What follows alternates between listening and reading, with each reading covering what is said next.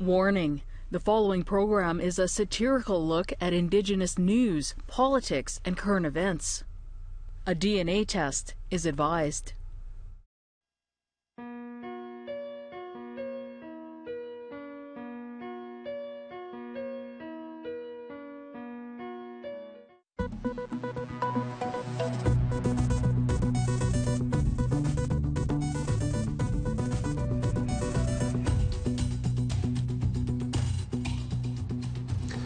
Bonjour, my friends, and welcome to The Laughing Drum, television so deeply and profoundly Indigenous, eagles use a lock of our hair to smudge themselves. I am your host, Tim Fontaine, and we have got an exciting show ahead. The Red Power panel has been drinking tea and eating bannock, and that means they are primed and ready to tear into the news like a res torpedo. But before we let them loose, let's see what's been happening on the news. And we begin in Ottawa, where the Liberals have unveiled their long-awaited new Indigenous Languages Act. Among other things, the bill pledges to create a federal Indigenous Languages Commissioner and promises long-term funding. But while Ottawa didn't give an exact dollar figure, the Assembly of First Nations and Métis National Council were quick to call the bill a landmark. But the leader of the country's largest Inuit organization called the new legislation nothing more than a symbolic gesture from a colonial system. So, all in all, it seems like a mess, I guess. Let me just check something here. Let's see where we are on the Reconcili-Ometer. Yeah, all right. There we go. Moving on, in American media news, a New York Times columnist has penned an article that calls Canada the new moral leader of the world.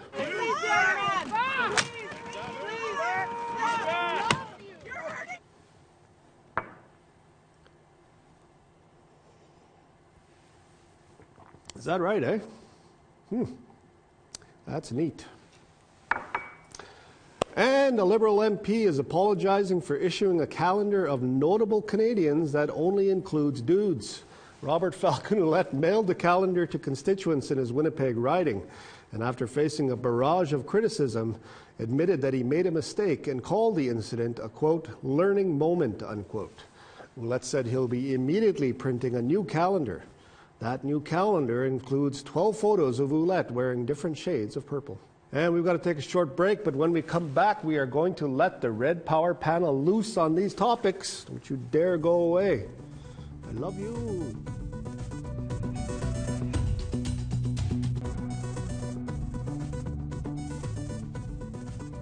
All right, welcome back to The Laughing Drum, my friends, and I am here with TV's most Indigenous team of pundits, the Red Power panel. This week, the Red Power panel is a comic who once literally killed a room with their act, Don Lavan. Just got out of jail. Laughing Drum contributor and the Chief Joseph of comedy, Alyssa Blackwolf kicks in. And a man who spent years toiling in the comedy mines for the best bits, Jerry, the Big Bear Barrett. Welcome to all of you. And none of you have anything in your mug, no. Which is a failure on my part. I apologize. Now, as you heard in the headlines, Liberal MP Robert-Falcon is in the news for some not very good reasons. He issued a calendar to his Winnipeg riding constituents that was supposed to honor notable Canadians, but was notable because it was a dozen men. Red Power panel, what are your first thoughts on this? Dawn, let's start with you. It had to go through how many thumbs up before it made public. Yeah. Right, so it went through how many different committees to be like, this is a great idea. RFO, this is a go. And like at no point did he like hesitate to be like, this is a sausage party. Canadian history sausage party. Alyssa. Well, you know, to his defense, he is in the sunken place. He hasn't had his picture taken in a while, so he hasn't been able to reset. But I looked at it, and I was like, why is Ed Schreier in there? Like, not throwing shade. Jerry, you were in there, weren't you? I'm willing to actually do a nude calendar. If he's so... Oh, we can do it right now I if am you the big want. bear. How big? Oh, Flip to the February. There it is. But anyway, no, I thought it was quite an oversight on his part. And as a leader, you'd think that he'd be able to review some of the interns or whoever it is that put this thing together and come up with, a little bit more direction. yeah, well, he did a poll. Like, people immediately called him out on this. Yeah. You know, he I don't know if he put a photo on Facebook or, I think what it was is that he sent it in the mail. Yeah. People got it and then sent the messages saying WTF, right? So he apologized and said he's going to print a new calendar. I don't know who's going to be in the new calendar, but is this enough? He's calling it a teaching moment or a learning moment. What do you make of that, Don? He's going to put Lynn Bayek in it. Wait. She's missed December. It's possible. Don, what do you think? I don't know. It reminds me of a Mad TV skit called Lowered Expectations. Lowered Expectations. And I feel like if we just do that as a general public, then he's bang on. I heard too, though, that he plagiarism is going on because the Yes. descriptions of the people that he's honoring, they're coming off of Wikipedia, they're coming off of some university website. So his students, who it could have been a glorious piece of publication if they actually took the time to do some research and do some writing and maybe have some Indigenous writers do the research on our own people and do it, like as an original piece of art. But instead, it's Wikipedia, and now he's being innocent until proven guilty, I guess, but plagiarist. Plagiarist. Mm-hmm. Yeah. Yeah, I didn't know that. That wasn't that's the latest development here from the Laughing Drum. Tune in next week. You're hearing it here first. Breaking news. Somewhere else, I don't know. How big of a gaffe is this? How big of a mess up is this? I think that he is an Indigenous person in politics and that he has a platform that not everyone has a privilege to. And so it is a pretty big misstep, especially in now 2019, right? I mean, and even as a Liberal member, with Justin Trudeau trying to, balance out his cabinet, then you would think he would want to do work in step with that, and he missed it. He missed the mark. He's been missing a lot of marks for a while now, to the point where his jacket is clinically dead. Oh, no. His beaded jacket is clinically dead. Like, the spirit has left. We're going to The beads are be dead. playing taps here pretty soon. Well, he, again, why he would choose all men and think that was okay. There are so many different people or events or animals or topics that he could have highlighted, and it's just it's too bad. You just want to see bears. I just, You just want it to be all bears. all big bear all the time. But he gave it away, right? It wasn't like you could buy it. Like, it would have been nice to have the money be donated to homeless shelters or to various community organizations to give back. But I think he's just giving it away. Yeah. And you saw it online, you say? Yeah, no, somebody had taken a picture of it and posted it online.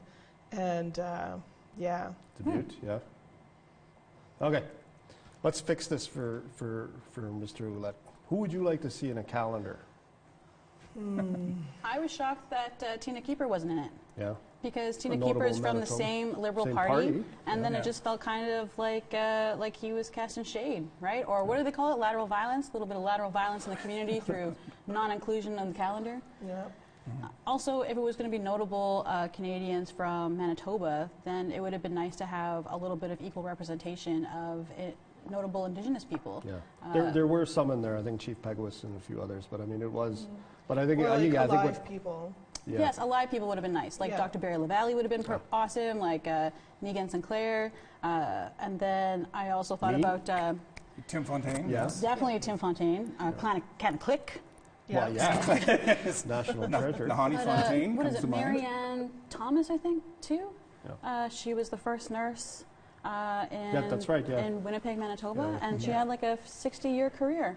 Yeah. Like, that's a notable Winnipeg person Yeah. who happens to be Indigenous. Yeah, I think just more women would have been nice. Yeah. And we have so many wonderful entertainers in the country. Why not focus on, Seaweed or Billy Joe Green or Ray St. Germain? Ernest Monias. Ernest Monias could have been like the centerfold again. Yeah. 12 months of Is Ernest this your dad? Everybody's This is a uncle. spicy panel today. Melissa, who would you like to see? I would like to see Leah Gazan. Yeah. Yeah, I feel like she's done a lot, and For those who don't know, Leah Gazan, yeah, she is NDP. NDP From the Canada. opposing She's party? an academic. She's local. from the opposing party, but she's also a lot smarter than RFO. So This you is know. a nonpartisan show, obviously. What about Wob Canoe? Why isn't he in the damn thing? Yeah, well, You know? They could have done it before and after with Wob too, for when he was singing Skank Beep. To the suit and tie. And To, being ever sacred now. yes, yes. there's so many ways this project could have gone. Completely off the rails if you take any of our ideas, but it's... Okay, I think we're gonna talk a bit about this new language bill. We're gonna shift gears here for a second. We might have to cut this topic up, but the Liberal government unveiled their new languages bill last week. It's supposed to protect Indigenous language. It's supposed to give some funding towards it, although they didn't give a dollar figure. So the AFN, the Assembly of First Nations, Manitoba, the Métis National Council, they called it a landmark piece of legislation, but the ITK, the largest Inuit group, said that it was a symbolic gesture from a colonial system. yeah. What are your first thoughts on this? A GoFundMe page to help save the Indigenous languages. Here's the thing. There are 90 Indigenous languages across Canada, and how do you pick one language to represent all Indigenous languages?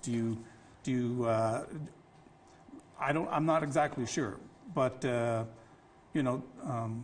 Inuit certainly have a say in it, and I hear where they're coming from, and I just think that it's going to be a tough nut to crack. Yeah. Which language do you? Well, I think that was the point some people made was that you don't have to pick one. Like if you look at the example of the Northwest Territories, I think it is, where they have multiple Indigenous languages. I mean, there are still dozens of languages in Canada. I find it weird that the government wants to be in control of this. Like they're like Golem from Lord of the Rings, like standing over this Indigenous language bill, like, my precious, my Nietzsche precious. Like it really, like it shouldn't be a government, like it should actually come from the actual people who speak the actual languages. But when is that going to happen? I mean, it's because I always acknowledge the language keepers whenever I want to do a show and whatnot, and I get people to applaud how many people speak your traditional language, just to get a feel for the room, and then we acknowledge them that way. But the languages are starting to go, and it's because we don't use them every single day, at least not in downtown Toronto. But so if the government doesn't step up and push money towards the project, which would be a good help, who's going to do it? Okay, we got to take a break, guys, but we're going to pick up this topic when we come back from the break. Things are getting very heated here. If you guys don't stop, I'm actually probably going to ask all three of you to leave. So only if you do it in a nut to tuck. I will throw a cup at your head! Let's take a quick break, and when we come back, we're going to continue talking about the Liberals' language bill.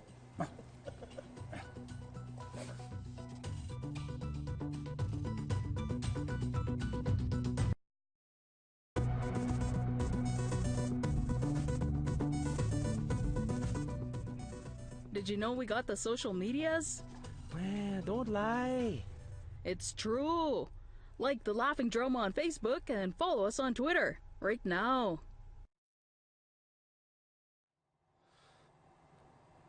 All right, welcome back to the Laughing Drum, my friends. Television so exquisitely Indigenous, we smell like wood smoke and bison gravy. The Red Power panel is here, and we are, before the break, we were talking about the Indigenous Languages Bill that the Liberals unveiled last week. A lot of criticism of this bill, that it doesn't go far enough. It talks about creating something called an Indigenous Languages Commissioner, federal, but there was no new money attached to this. Jerry, you were talking about the importance of federal support before the break. Let's keep going there. Like, what would money do? What would federal money do for Indigenous languages?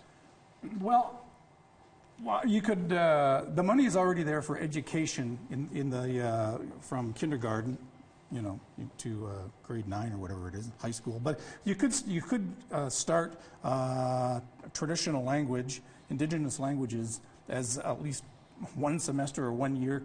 All Canadian students get to study an Indigenous language in the classroom. Whether or not they go ahead and continue their education with Indigenous studies at the University of Manitoba, or but at least they're exposed to the language and they know that it's out there, and that is funded by the government, the school. Spirit from G.I. Joe. There it is. Would be a very good teacher, I think, to go into schools and talk about Indigenous languages. What? What do you want me to say? He said everything. He ranted. Okay, I'm going to tell you something. Rant. Yeah, Wob Canoe, Oh yes. who's a provincial leader here, Indigenous provincial leader, he's with the provincial government, said that no amount of money, maybe not no amount of money, but he said an Indigenous Languages Commissioner is not going to teach somebody how to speak. No. What do you think of that? Like, what does that gesture mean? It's one of those things where when the news came out and then I heard that there wasn't any money tied to it, Yeah. I just kind of felt like, in honor of that, then the next time I go to a restaurant and I order food, I would just write on my receipt, in lieu of the language specialist commissioner, no money is tied to this bill. Chi miigwech. There we go. The language is perpetuated. We right? can do that. Yeah, I think we should make that a law now. We could just write it off. Yeah. Maybe we could have a telethon here on APTN, raise the money and then divvy it out. We could do that for We could do everything. that, yeah. I think the laughing drum could become a telegram. Telegram. What is it called? Telephone? Telethon. Yeah. I need a languages commission. Just for the English For the part English of it, yes. language. Yes. Never mind. But yeah, There are many languages, and when I fly around quite a bit, and I've heard the English instructions on how to do up your seatbelt on an airplane, and I've heard it in French, and I think only once, perhaps, I heard it in Indigenous language, and I thought that was really cool. And I believe it was Cree, and I think it was here in Manitoba, but I thought that is real. And then when you sit on the plane, the instructions emergent was in syllabics as well, and you had your choice. I think it was Inuktitut and I think Cree, which I thought, again, we're making some progress here. Yeah. yeah. I mean, because I've always heard people too. The argument is that there's so many languages. What would packaging look like? Mm-hmm. But if anybody, I've seen some European products where if you look at the back of the thing, it's like 30 languages on there. I mean, it's not absolutely unheard of. Mm-hmm. No. Okay, let's play an exercise here. I want you to Oh, boy. put on your thinking caps for a second here. I want you to imagine what Canada would look like. There you go. See, proof that there's nothing in the cup. What would Canada look like if we had official Indigenous languages and adequate funding for Indigenous languages? What if you walk down a street, what might that look like in your mind? It would just look like a lot more shit talking. like we would feel safe enough that we could say what's truly on our mind instead In of Indigenous languages? Yeah, in Indigenous languages, because we all know the rest of Canada is not going to do that, right? Yeah. But I wonder if the rest of the world thinks that Canada is looking after the Indigenous population so much that the language is certainly looked after. People in Canada must speak Ojibwe or speak the Indigenous language. So I'm wondering, maybe the government is just kind of getting by on that hope that the rest of the world believes. I think that's, we're going to get to that in the next topic, but I think that's what it is that actions like this, while maybe not necessarily meaningful here, they look good and they sound good and they are. Oh, yeah, for sure. I mean, All about optics. To the people outside of my community that are not Indigenous, they're like, we are living in the greatest times of peace because no other prime minister would acknowledge it. And so even though I am not thrilled, and I'm kind of like E for effort for your visual representation of this. That doesn't actually mean there's going to be anything core to back that up. But I guess hopefully it would look like an Indigenous private school. That was actually run by Indigenous people, for Indigenous and non-Indigenous alike, but wasn't corrupted by the church. And, you know, we can dream big. We can dream big in Canada, at least. Further to that topic, I mean, what you just said, like, can we say this is a good first step? Can we give it that? I have a hard time with being thankful for the bare minimum. Like, it's like, hey, I'm alive. Thank you. Thank you. I just get to work for the rest of my life so I'm not homeless in my own country. It's wonderful. Thank you. Thank you. Oh, I'm still speaking English. Miigwech. Miigwech. But Indigenous language, the topic of Indigenous language is really, really a volatile topic, you know, not just here for us bringing it up, but I've been in working with Aboriginal organizations where you know, I worked at a radio station, a radio network that covered the entire province, and we had Cree speakers and Ojibwe speakers, and it was, you know, billed as such. But then there are different dialects. So we had complaints from people who spoke Anishinaabe and said that's not a true, that's not our true language because we speak Swampy Cree here, and you're speaking the Southern Cree, and so you can't make everybody happy. So I mean, it's such you know, an issue that I'm not sure how the government's going to figure it out. Maybe they just think it's, you know, everybody speaks the same dialect. It's possible, yeah. I mean, maybe they don't know. Yeah, I mean, it wouldn't surprise me. I mean, it's absolutely a complex thing, right? Oh, certainly. It's also one of those crazy things where it's like, you know, 1 month they're storming a camp, then times of peace, and then like, okay, and next month they're like, oh, we're just going to make you a language commissioner. Sorry, guys, sorry. Like, it is a strange relationship when you put it that way. Greatest times of peace. Greatest times of peace. I think we have just enough time to get maybe one comment on this next story that I guess I've been wanting to talk about. It's about this New York Times column. So a New York Times columnist penned this article basically saying, thank God for Canada because Canada has emerged as the moral leader of the world now. In comparison, I guess, to the US. But he also puts a bunch of things in there about how it has its faults, but he doesn't name what those faults are. I don't know how much time we have to get to this, but what are your first thoughts on this article? Name the faults. Name the faults. Because when you acknowledge, like you can look at a Monet painting from far away, and it's beautiful, but then when you look up close, you see all the imperfections and how it actually is just a bunch of blobs put together on a canvas that is really like great from far away. That's what Canada is. Canada is a wonderland because people wonder about what is so great about this country. Are we an actual peaceful country, or are we a country that we claim to be like, we open our borders, we welcome people in, but yet there are people dying on reservations from toxic mold, from poverty. There's all these different things that Canada has its problems, but we won't name them. Thank you very much to the Red Power panel for coming out this week, and we'll see you back here next week with even more. Come see me do comedy.